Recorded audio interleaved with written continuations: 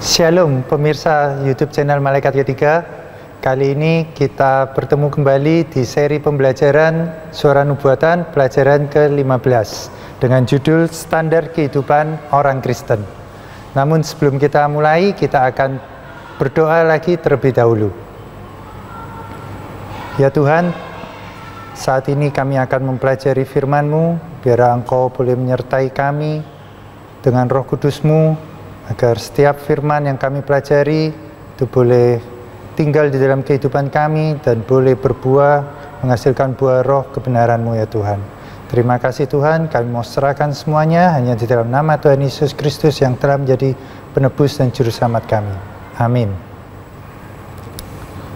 Saudara, banyak orang yang berpikir bahwa untuk menjadi orang Kristen itu susah, memiliki banyak larangan, baik itu larangan mungkin tidak boleh ke bioskop, atau tidak boleh menonton film, atau tidak boleh membaca bacaan duniawi, atau musik-musik duniawi, atau berbagai macam hiburan-hiburan malam.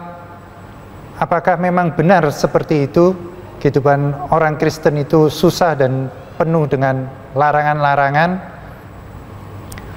Lalu bagaimana kehidupan sosial orang Kristen yang sesuai dengan firman Tuhan? Di sini ada 3 prinsip yang harus menjadi standar kehidupan sosial orang Kristen berdasarkan firman Tuhan atau Alkitab. Yang pertama, kita bisa buka di dalam 1 Yohanes 2 ayat 15 dan 17.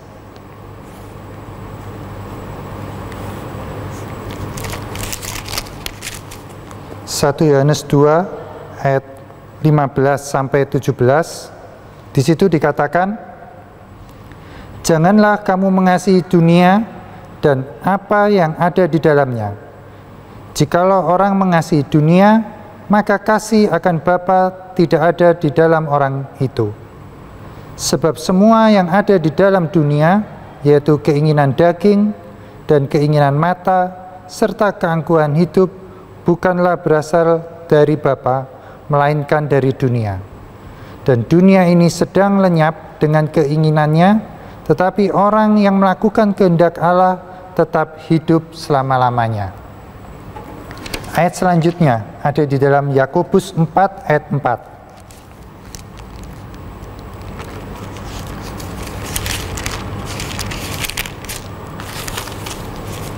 Kita akan baca Yakobus 4 ayat 4.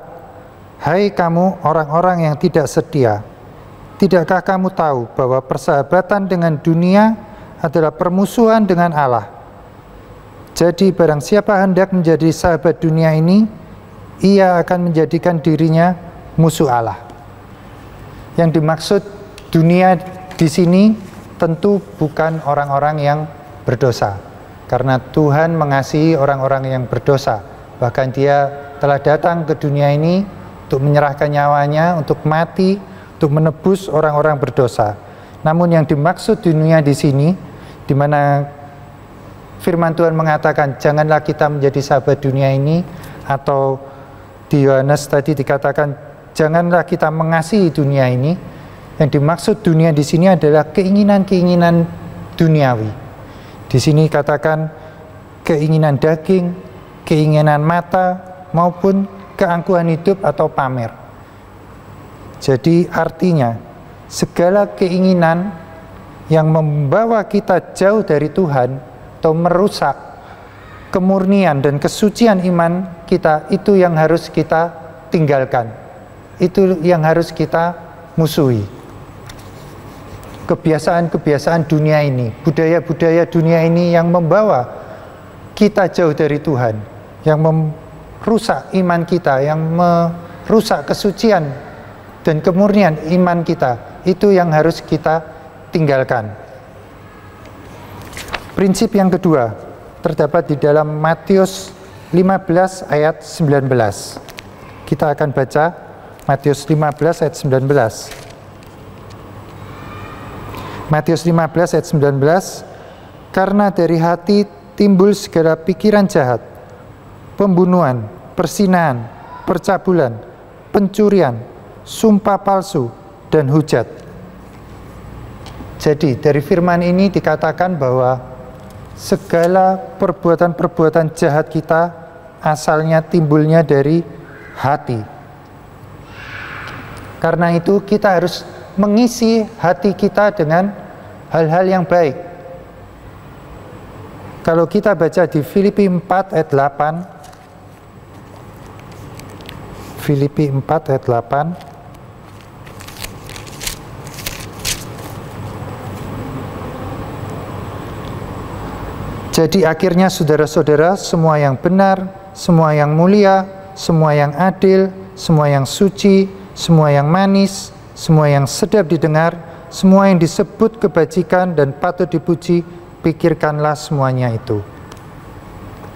Jadi apakah tontonan-tontonan kita, atau apa yang kita baca, atau apa yang kita dengar itu mulia, itu benar, itu suci, itu manis, sedap didengar? Kalau itu sesuai, maka itu bisa kita lihat, itu bisa kita dengar. Tetapi kalau justru yang kita tonton itu adalah hal-hal jahat, pembunuhan, kekerasan, maka itu harus kita tinggalkan. Karena apa yang masuk ke dalam pikiran kita, itulah nanti yang akan keluar di dalam perbuatan kita. Prinsip yang ketiga terdapat di dalam 1 Korintus 6 ayat 19.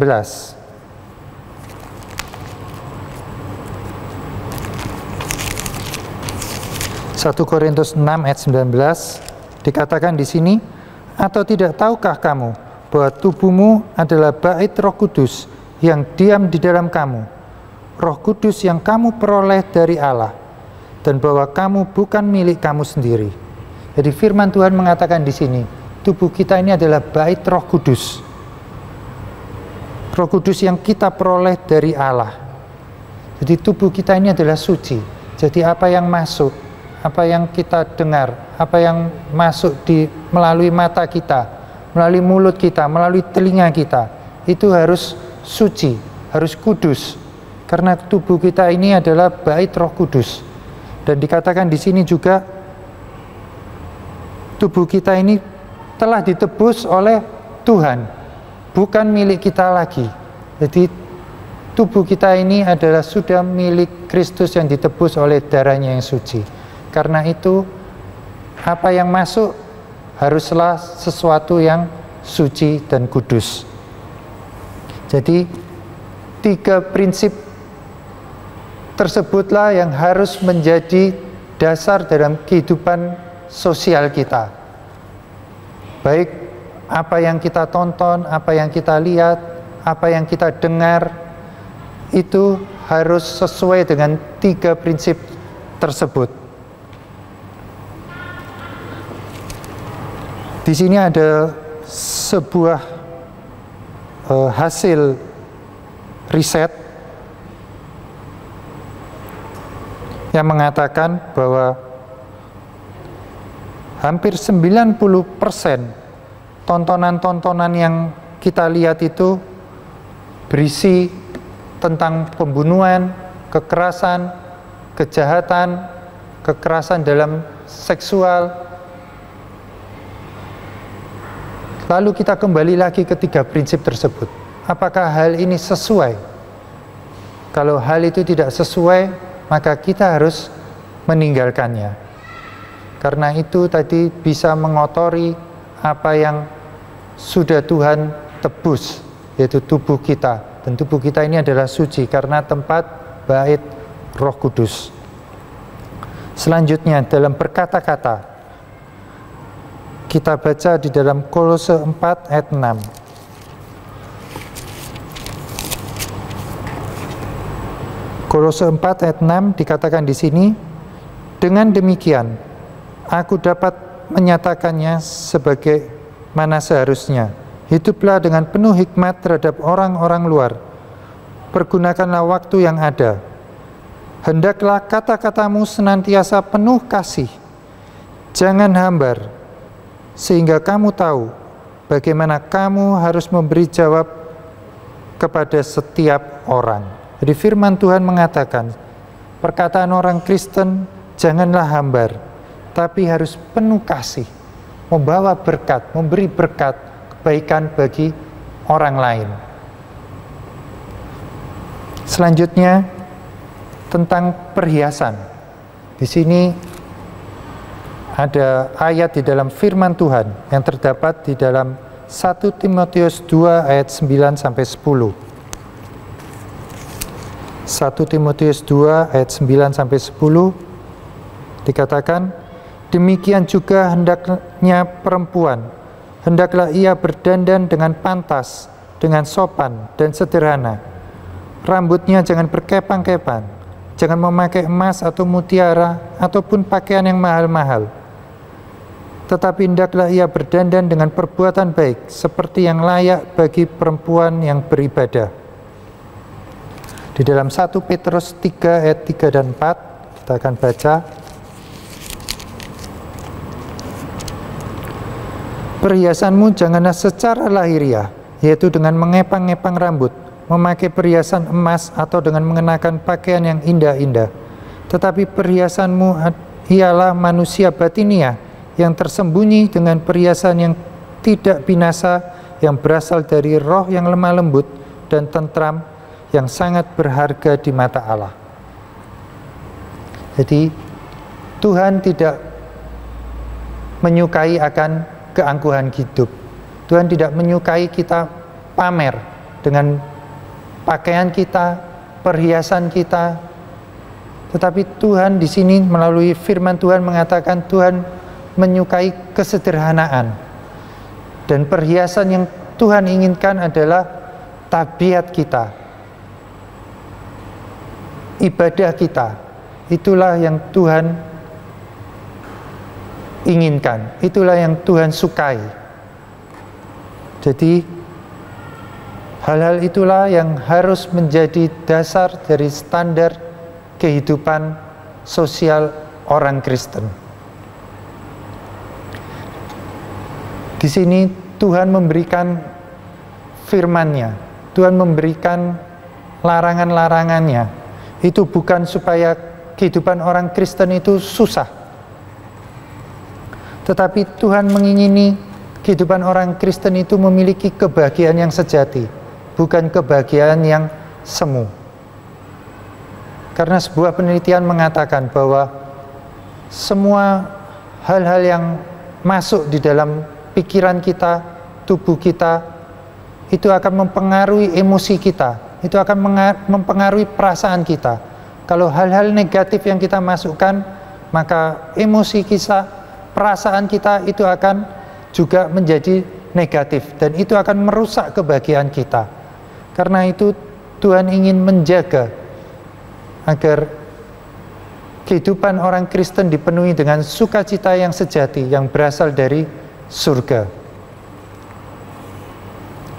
Dan kalau kita baca di dalam Filipi 3 ayat 7 sampai 9, Paulus berkata, tetapi apa yang dahulu merupakan keuntungan bagiku, sekarang kuanggap rugi karena Kristus. Malahan segala sesuatu kuanggap rugi karena pengenalan akan Kristus Yesus, Tuhanku lebih mulia daripada semuanya. Oleh karena Dialah aku telah melepaskan semuanya itu dan menganggapnya sampah, supaya aku memperoleh Kristus dan berada dalam Dia, bukan dengan kebenaranku sendiri karena mentaati hukum Taurat, melainkan dengan kebenaran karena kepercayaan kepada Kristus, yaitu kebenaran yang Allah anugerahkan berdasarkan kepercayaan. Jadi kalau kita mengenal akan Kristus, kita merasakan akan kasih-Nya, maka hal-hal duniawi yang dulunya kita sukai, maka yang dulunya kita anggap sebagai keuntungan, kesukaan, maka kita akan menganggap itu sebagai sampah seperti Paulus. Karena apa? Karena pengenalan akan Tuhan, pengenalan akan Kristus, pengenalan akan kasih-Nya. Itulah yang membuat kita akan meninggalkan segala kesenangan-kesenangan duniawi yang tidak sesuai dengan standar kehidupan orang Kristen. Bukan karena hebat kita, bukan karena kemampuan kita, tetapi karena kita mengenal akan kasih Kristus. Itulah yang membuat kita merasa bahwa hal-hal dulu yang kita sukai itu adalah sampah. Ayat selanjutnya di dalam 1 Yohanes 5 ayat 3 sampai 5.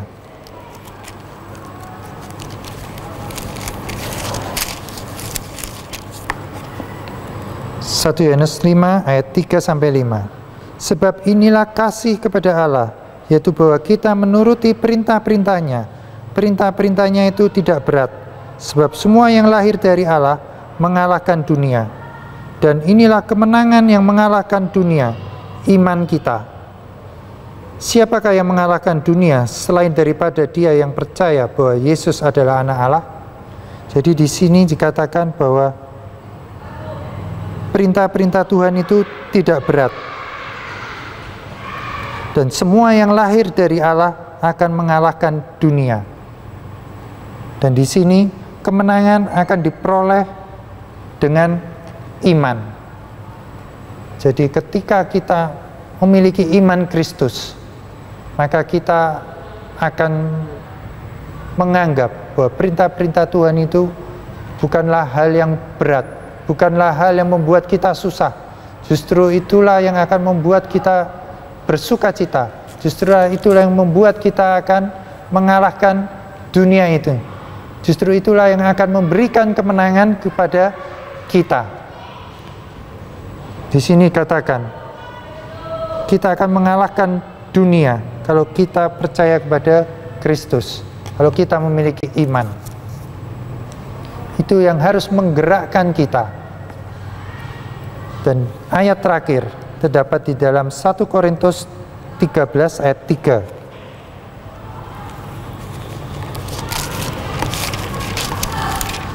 1 Korintus 13 ayat 3.